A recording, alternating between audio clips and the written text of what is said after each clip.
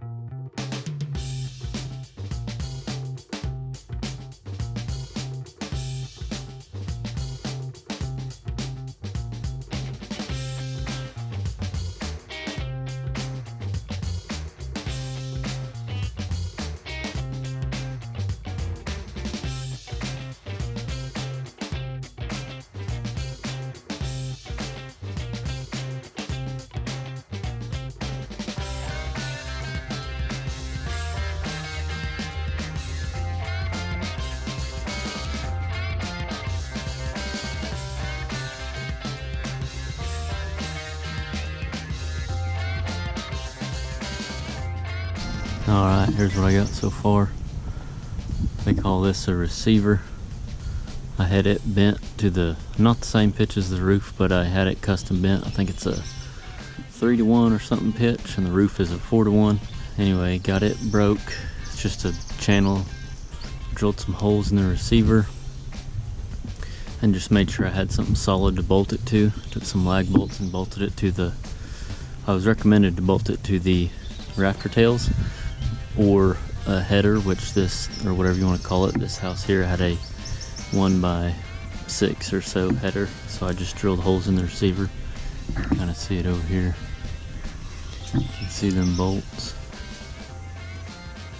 that I drilled into that wood behind the fascia, whatever it's called.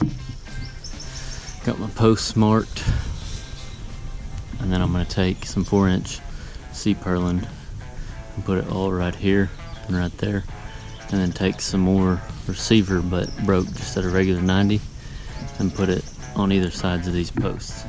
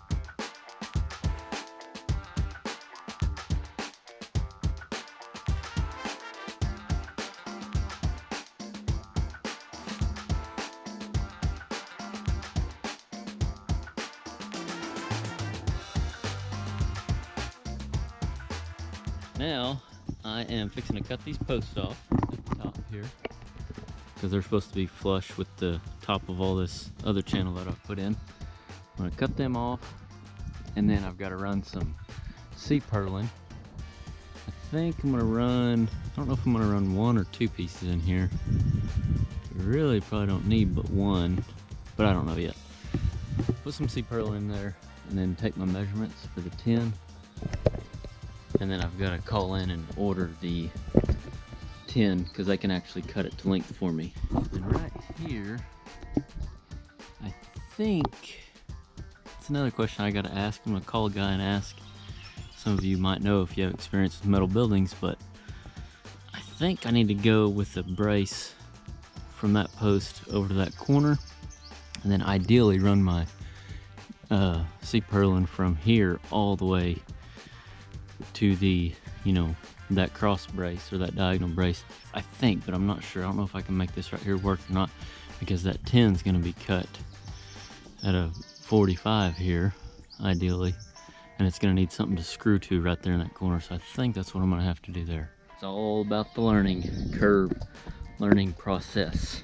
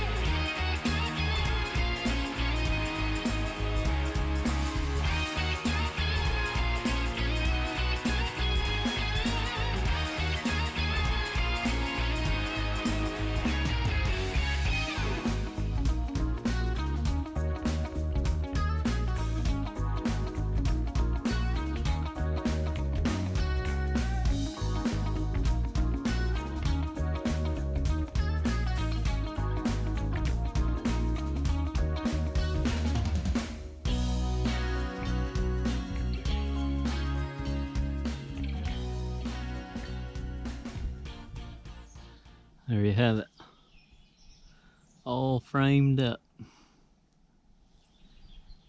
I ended up just putting 2 pieces of channel back to back, just put 2 screws in it, and then cut it on a 45 because I did check the squareness, but in theory that should have been a square right there on an angle. But as far as the outside pieces, it's essentially a square.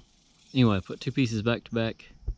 Then I cut a 45 to go around this post right here, and then a 45 up there. But luckily with this, I really didn't even have to 45 it up there, like make a point on it to go in that corner, because I didn't even go all the way to the end, because you got to have some play to get it in there. But then I put 2 screws on bottom up there, and I put 1 screw right here. I'll show you, right, get a little closer here. Come down my ladder. So that's what I did right there. I just cut me a plate and made it the same angle as what I did here and put a screw in it.